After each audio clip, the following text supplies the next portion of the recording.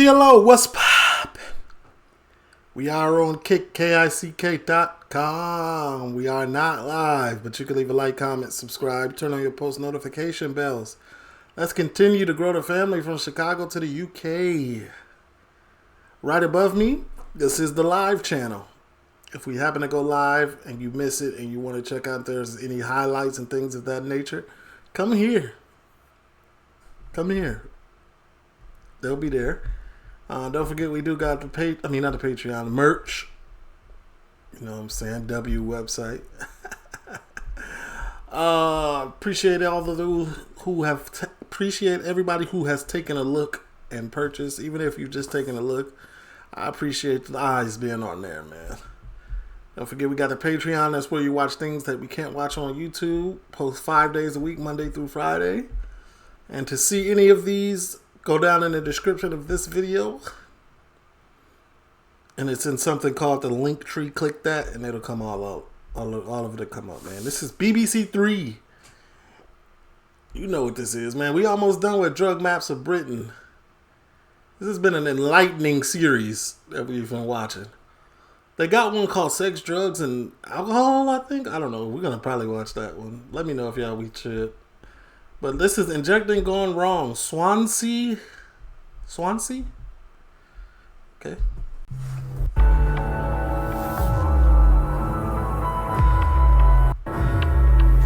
Ooh.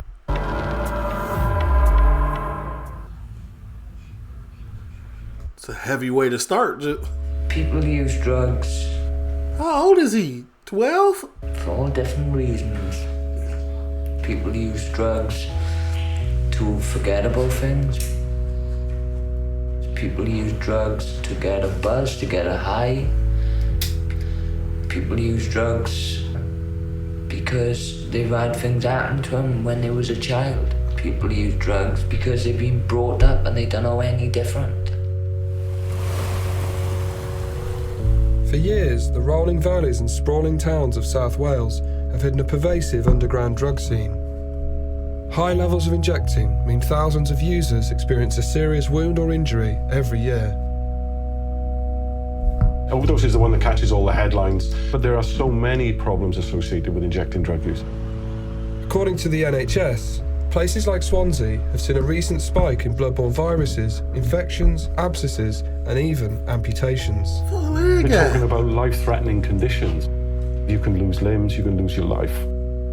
Over 6 months, I met a series of individuals who... Hold on, this is one of the risks?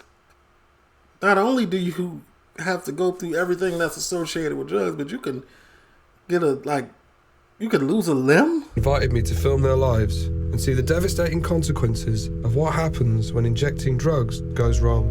January this year, they amputated my leg.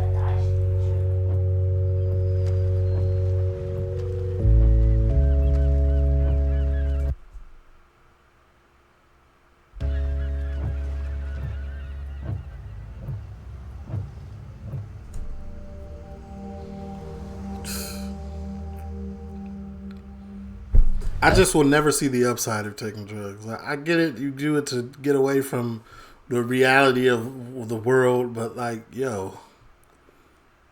if I can possibly lose a leg, I'm good. Staying drug free is the way to be, honestly. At the age of 12, my mother gave me some heroin to sell. And I ended up using it myself. And I become an addict at the age of 12. That's an L mom.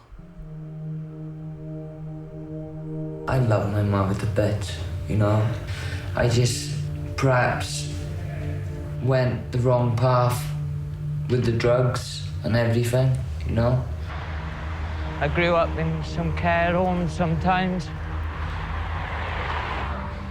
I'd end up running away from those just to get back home. Oh. The first ever time I had in a needle, it didn't do nothing. The second time I done it, and I done a little tiny bit more. Whew, I was on my knees. I was literally on my knees. I thought I was gonna die. What dogs are, mate? Boxer, is it? Boxer. What? American Bulldog. Lovely dog, innit?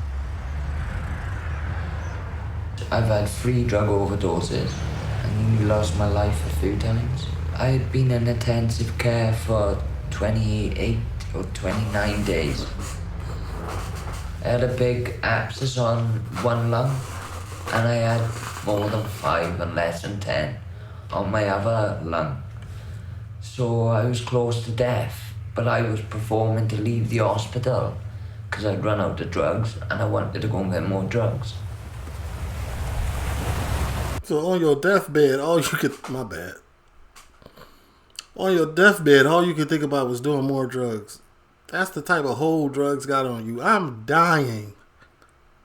I got an abscess on my lung. I'm breathing different. I'm seeing different. I'm moving different. But I got to get this one last hit. Like, what? Drug-free is the way to be. I know a friend of mine who's lost his leg for injecting down below. I know people who's come close to losing their legs, as myself. I missed a vein in my groin. It was the biggest vein in your body and the easiest one to go in, but little did I know the damage it could cause. They cut a large part of my leg away and ended up stitching it back together. And just show it a small part of it right to the underneath of my leg. So it goes 3/4 the way around. The doctor had said I had nearly lost my leg. He was come that close to taking my leg off.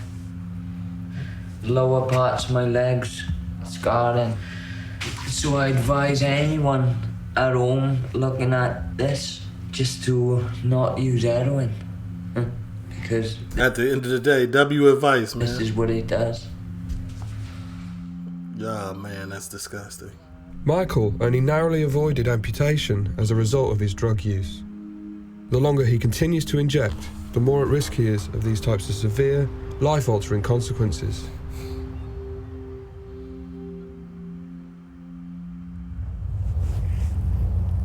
My name is Brandon Miles, and I was born in Swansea in 1969. Grew up on these So you're a veteran. These hills, catching horses, playing in the dirt and eating worms. I was an intravenous unit of heroin, methamphetamine, and EP ethylphenidate for a period of 14 years. Every single day, several times a day. Here I am. Oh, look at a mess. Oh, my toe, my leg, my right leg, my hernia, my cochlea, my nose, my teeth, etc. I'm in a mess. Bro, you finna be walking around here all torso in a minute. You gotta, you gotta stop. I better not see you hit nothing this entire episode. It's all to do with just taking drugs, I think.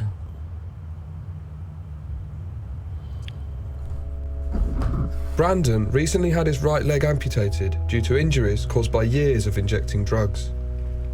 At 47, he's found himself newly disabled, adapting to life as an amputee. He was on his way to pawn his laptop after his disability benefit had run out for the week. Skint. I need about 60, 70 pounds for the laptop to cover the cost of living for the next few days. It goes on bills, it goes on food, domestic products, takeaways, taxis. If I need any painkillers, I'm demoralised, I suppose.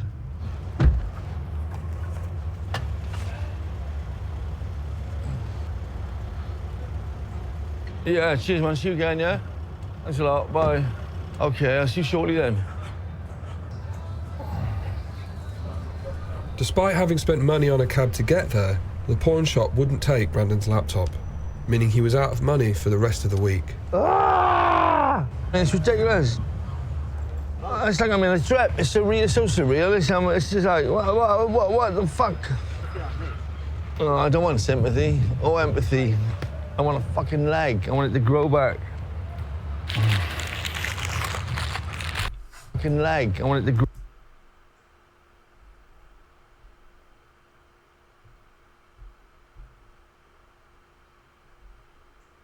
Honestly, Brandon, you should have thought of that before you started it and using. Once it's gone, it ain't coming back, buddy. You can punch that little knee all you want, man. Grow back.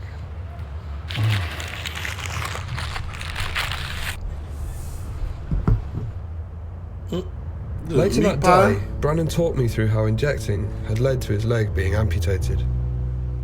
I missed a vein, and I think I blew a capillary because I used a super fine needle. Brandon showed me pictures of the abscess that he'd taken during his stay in the hospital. I was like that.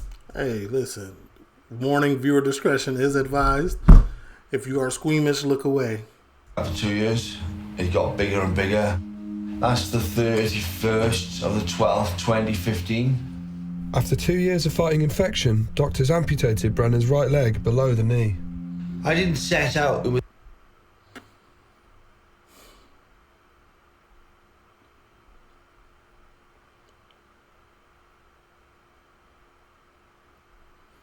I'm trying to hold my throw up in. with the intent, of doing this here. This is, you know what I mean? There's a lot of things I can't do. I can't just go run up to the shop. And that's depressing. You got a little tattoo on that thing? I can't just go run up to the shop. And that's depressing. It's made my life 100 times harder.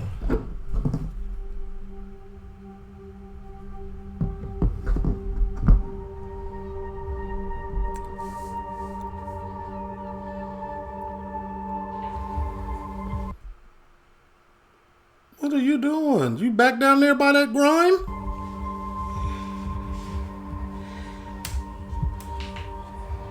Just injecting it and trying to anyway.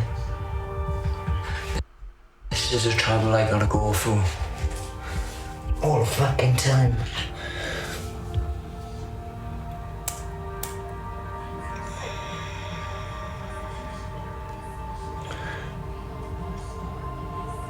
Yes.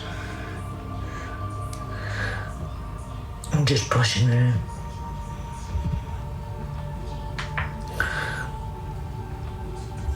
I might work for that, man.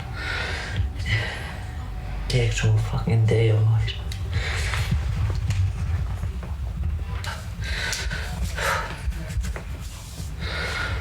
Sorry about that. For the people out there watching us, don't fucking touch heroin.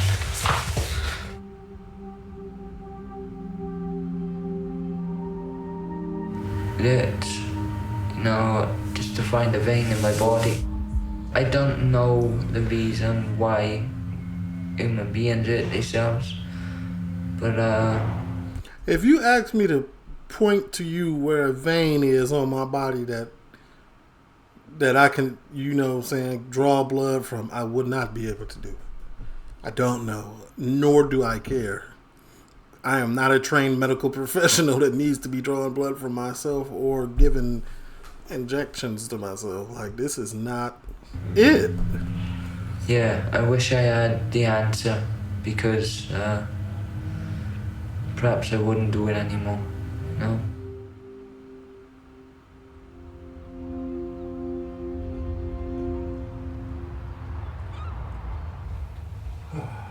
Since losing his leg, Brandon has had to adapt to life as a disabled person.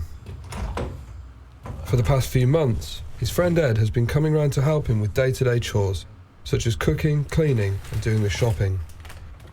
Ben? Yeah. Tea or coffee? Coffee, please. Whilst Ed helps out when he can, Brandon has recently asked if he would consider becoming his full-time carer. You can claim carer's allowance, and I'm allowed to claim severe disability payments or scheme or whatever it is. I don't know. Not even gonna lie, I would have held you. I mean, absolutely. Absolutely. I will be claiming that health care, whatever. Yeah. I've been thinking about it for a while, but Ain't nothing to think about. I'm collecting something. I'm rarely over here. I come over there, cook a little bit, clean a little bit, do a little bit of shopping, then I'm on with my day. I'm doing it. we'll see how it pans out now. It all depends on you know, if Brandon is serious about committing to this and doesn't, you know, go off on 100%. a mad scheme for a week and disappears, or goes to No. his house and... No. Because I know it does get, after a few months, it does get like, On top of losing one leg, it became apparent that the ulcer on Brandon's remaining leg was refusing to heal. This meant he was facing the real possibility of becoming a double amputee. Brandon was now relying on Ed to take him to and from medical appointments to have his wound cleaned and redressed. I'm still in pain. The infection's getting worse than your tongue. Yeah. See, that's my leg. Underneath this area, this dressing, is an ulcer roughly the size of the dressing. Can you see the discoloration of the skin? That is what they're going to soak off. I can't take that off. So if you take that off, it rips off the skin. Yeah. In pain? Yeah, of course. I'm filming at the minute, yeah? Right. How often do you have to go to get this washed? 3 times a week. This is not worth it. It is not worth it. Does it hurt when they do it? Oh, yeah, it does, yeah. What's worse, gangbanging or drug addiction? Like the possibility. What has the worst possible outcomes? Gangbanging or drugs? Let me know your opinion in the comments. Like, that's a tough one. Because they both can lead to unaliving. They both can lead to prison. But, I mean, in some cases, you know, colostomy bags for gangbangers. But I ain't never heard of a member losing a limb. Like, After speaking with Ed, it became yes, I have. apparent that Brandon was resorting to more than just prescription drugs to deal with his pain. None of the medication they're giving him is having a time to work because he can't stop smoking drugs. So his body's basically just going around in circles. He's discharged himself from hospital, I think, 8 times. He was even smoking crack in the hospital at some point. Is that better? Crack in the hospital is crazy. I'm dead. Well, like, you're not a horse, isn't it? Oh, yeah, they shoot me. Yeah. If I do all this and it tends to be in vain, I'm sorry, I'm just going to say, Brandon, I've tried. It's up to you, mate. Just walk away from it. You know?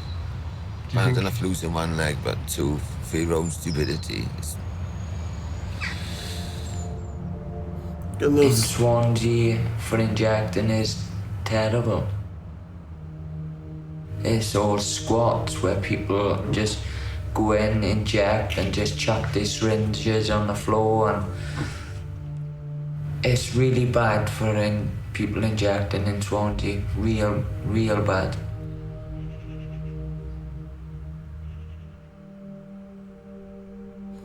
Jono. As you can see how dark it is and you're in the daytime. So you can imagine in the night you can't even see your hand in front of your face. The barricades all this up. So we can't get to the electrics and put it back on. I went in prison for 9 months. I come out and I've been living here 7 weeks now. It's scary stuff. What's the smell? Urine. Just full of pee and stuff like that in it. I'm on a methadone program because I ended up going on heroin, which is really bad around Swansea. Is that a pair of drawers around his face? Is that underwear? Moment. The first time I done heroin was to end my life, and it didn't work. It's all sharps and that all on the stairs and that, baby. This room's in a really bad mess. It's all full of cuckers, pins, all the needles.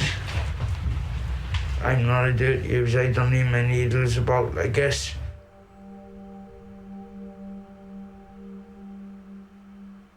Although the squat Jono was living in was filled with used needles and dirty injecting equipment, he managed to clear out a room for himself to sleep in.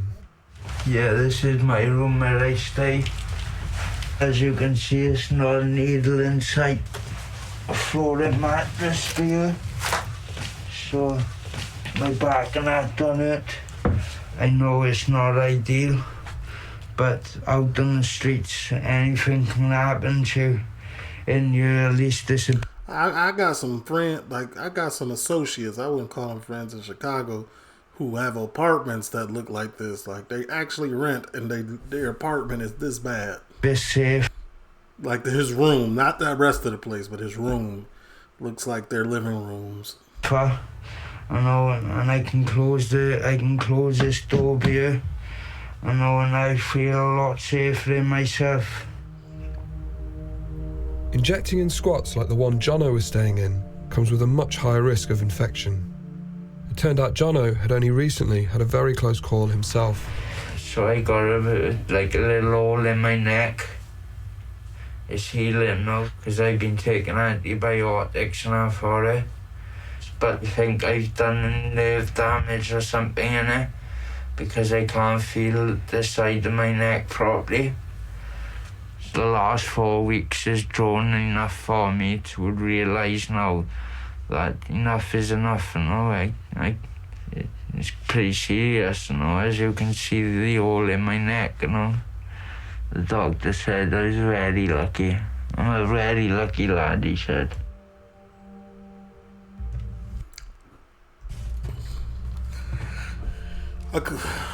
Oh man. I'm in the hospital right now. Oh, we just watched him do this. I had an abscess. They started eating away at my leg. I got her left straight to the hospital because I knew he was going to open up. It had just burst. It just took one away. Full of gunk. It feels like as if someone's pouring a boiling hot kettle of water over your leg. It was a mess. It went outside the vein. It was really painful. As you can see, it's healed up now.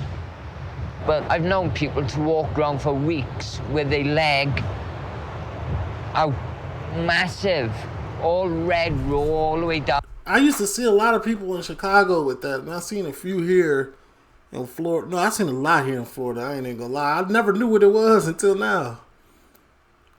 So don't forget, YouTube, I'm here for educational purposes as well. And it's just like a balloon. The rise in injecting wounds and abscesses like Michael's has become a serious concern across South Wales. In Newport, needle exchange coordinator Mike Mallet has decided to take things into his own hands. A third of all injecting drug users will suffer some kind of wound, abscess, open ulcer at some point per year. In March 2016, Mike opened a specialised wound clinic to treat injecting drug users. This is a mess this is in my leg. Because I'm on the streets, I can't look after it as well as I like to. Clean it and all that. Not looking too good, but it's looking a lot better than what it was. That black skin is what we call necrotic, okay? And that's basically what we want to take out. So what the dressings do that I'm going to put on help to break that down and liquefy it and draws it off. So don't worry if it looks a bit wet or it gets a bit smelly. That's what the dressings are designed to do. So this is just sterile water, just so I can wash it. People in these situations can become very, very isolated very quickly. There is that stigma attached to being a drug user, and that's often what restricts. This is like a extreme episode of Dr. Pimple Popper. This is like bothering me to my core. The drive to go and seek help because they're worried about how they're going to be perceived, how they're going to be met. If you hadn't been able to come here, what would you have done? Do you know what? It would have been, I would have left it get really bad and probably got rushed into hospital with septicemia or something, because, like I said, I got no access to any doctor or any medical help. So it's only the hospital, and I don't really like going there. I'd say 95% of doctors are very anti-drug, and, you know, they say, oh, it's self-inflicted. The vast majority of injecting drug users are highly stigmatised by health professionals who perhaps are less than sympathetic and treat those individuals differently. If you know you are not going to be treated well, you are less likely to come forward for help. To explain just how bad... I mean, you can't blame them 100%, you know what I'm saying? ...the problem had got, Mike decided to show me pictures of some of the most serious wounds. Oh my God, please God. Oh man, I'm getting a headache from watching this. Oh man, okay. Let me just gather myself. Okay, we ready, y'all?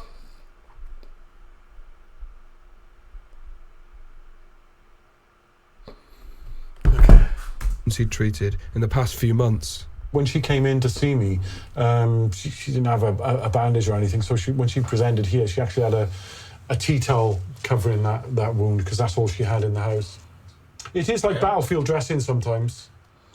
If you're injecting 4 10-pound bags of heroin a day and you're still feeling that pain, my God, what would it be like without the heroin? There is that potential for much greater damage than we currently see because of that inability or reluctance or difficulty in accessing treatment. And however relatively minor, if it doesn't get any kind of intervention, it's going to get worse. It was clear from speaking to Mike's patients, the wound clinic was the only place many felt they could go and be treated fairly. If it weren't for places like this, I know there's half a dozen men are walking around town that'd be in chairs with no legs. You don't get judged. You can talk to people about it, but you ain't gonna find anywhere else like this. For Mike, early intervention... Her skin look a little bit yellow too, don't it? I forgot what that's called, but you know, you need to go get that checked out as well. You know, your blood ain't doing too good inside your body. That's tough. It wasn't just about helping people in pain. There was also, potentially, a serious knock-on effect for the NHS. There's a human cost and there's a financial cost. More drugs, different types of medications, possibly even surgery, hospital admissions. Eventually, it costs everyone. You know, wounds can develop into septicemia, into sepsis. You can lose limbs, you can lose your life. Although Mike's clinic offers hope for younger users seeking treatment in the future, back in Swansea, Brandon had already lost one limb and was in danger of losing another. When I caught up with him, he was desperately searching for alternative treatments in a bid to save his remaining leg. Yeah, I did lose my right leg in the end. And it's my left leg that's sore and what have you, and I don't want to lose my left leg. After weeks of waiting, Brandon finally managed to book a session with a local charity who offer hyperbaric oxygen therapy. Hi, Brandon. Hello. Hi. You're going to be in here for an hour and a half, so if you need to use the loo, better go now. Brandon was hoping it's the same thing Goku and Vegeta be using. The hyperbaric treatment would help to heal his abscess and save his remaining leg. It's available for a multitude of things. In Brandon's case, we're looking for wound healing. It heals from the inside out.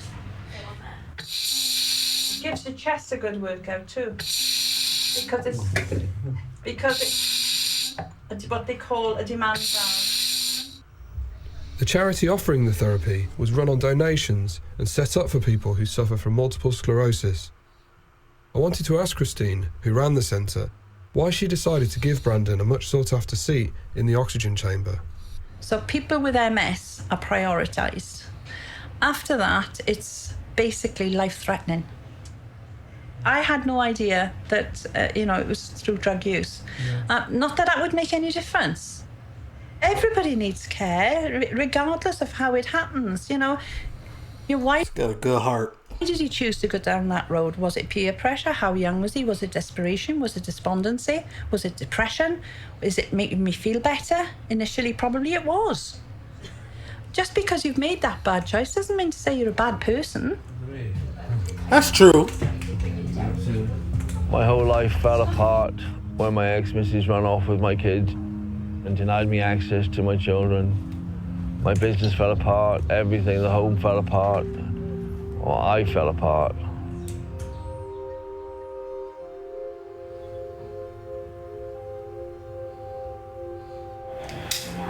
You obviously had this sort of breakup with your family when you were 32. Have you ever really recovered from that? No. No. Do you consider... Well, look at me. I mean, I'm losing my sight. Lost my right leg. Wait, did you just say you losing your sight still and you still hitting that pipe? Bro, sit down. What are you on? Lost my leg. Well, not what are you on, but what's to you? You really don't... I mean, I get your situation, but like, let's go see a counselor. Left leg, almost, virtually. Soon, or hopefully not. You know. How did you come back from it? I don't know. Maybe I'm just lost. I don't know. There's no way back. There's no breadcrumbs for me to follow. You know. And I don't know. I don't know what to do.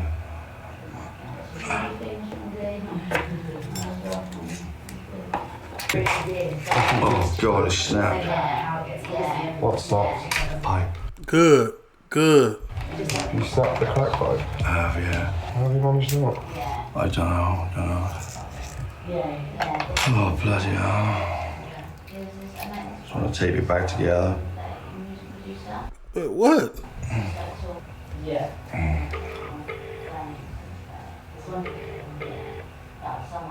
Ed, can you bring some tape over quickly? Because I've just snapped the crack pipe. The crack pipe. The crack pipe. I've snapped it now. You have something, please, quickly, yeah, before they notice. Oh, wicked. All right. Okay, see you shortly.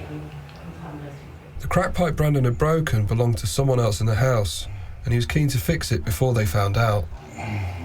Surely they'll notice when you tape it back together. Hopefully. Right, it's not gonna... But they'll notice the sellotape on it. Be careful.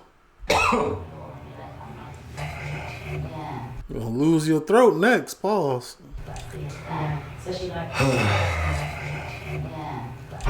Oh, well done, Ed. Ed, can you quickly do this? Not again. Can you see me there? Yeah, I can see what's happening over there. Okay. Yeah, it's like, okay. Yeah. So wait, the caretaker a crackhead too? I mean, a crack addict as well? Yeah. You look like you've done that before, Ed. Yeah, I have a few times.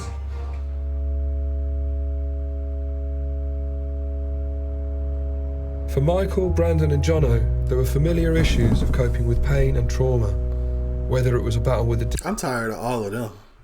Especially Brandon though. addiction, loss of a limb, or the cutting isolation of homelessness, being kept away from your family.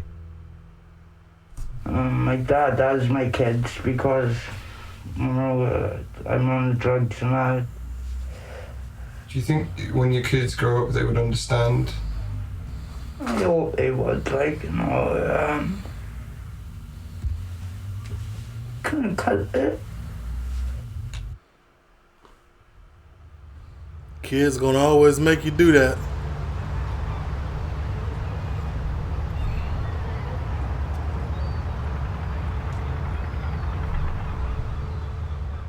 Everyone's not gonna rule my life anymore, you know?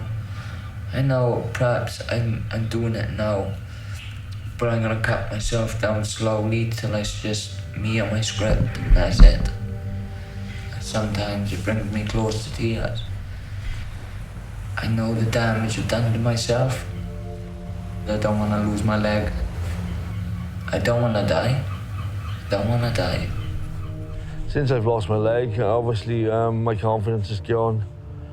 Depression set in. You know, I've had suicidal thoughts and all sorts of things. And it's not me and it's not what I want. It's just too negative. I hope it doesn't prevent me from doing the things that I dream of. I gotta be strong for myself and my kids. I don't want to show my face because I don't want to put my family through shame and that. They think I go home to a lovely house like they go home to. I don't really. I come back to this, which is heartbreaking, you know. You or I enjoy family, friends, loved ones. When we're down, they'll buck us up. A lot of injecting drug users don't have that. The more isolated they become, the more vulnerable they become. Drug users require specialist services where they are. We need to have a rethink. Don't judge people on that, you know. This could happen to anyone. If I'm trying not to use and I end up using, I really beat myself up. But I gotta realize it's just one little step at a time. It feels like sometimes that I need drugs to survive. And that's a scary thought.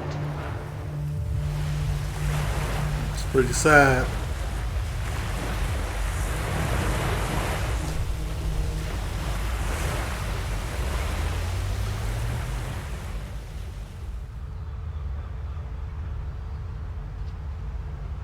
I went out on Friday night for my birthday. I had a buddy cancer bud as well, so that cheered me up. And I can't really remember much. It was quite a quiet night. Happy birthday. Birthday to you. Happy birthday. I don't want to say it, but this is just the epitome of CARCRACKHEADEDNESS. To you. Happy birthday, dear Edward. Happy birthday to you. I guess we all need a friend like that. Okay. Oh, bloody hell. We're going to blow him out now, right? Yeah, my wife, we got, no, thank you, Edward. Put that one. Thanks, man. You're welcome. I appreciate that, right? I know. It's a good man, honestly. Would anyone like some cake? Ed Walker, ladies and gentlemen. Thank you. I just love a girlfriend. I'd love a car. I'd love to be able to drive. I'd love my legs. I'd love new legs. Can you give me new legs? You got 2 good legs. See why we stay here? You're already thinking ahead of time. Talking about I love 2 new legs. Like, Is this God's country? It's all God's country, isn't it? Michael is working to reduce his heroin. Methadone script. The squat journal was thinking with clear and locked up.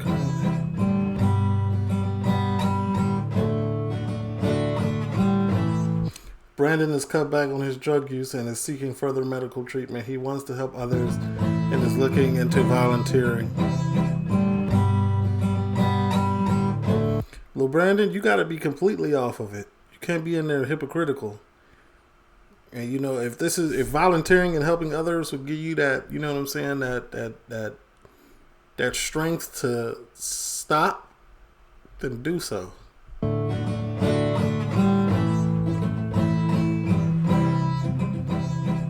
Well, TLO, leave a like, comment, subscribe, turn on your post. This was a gory one in my eyes. I'm gone.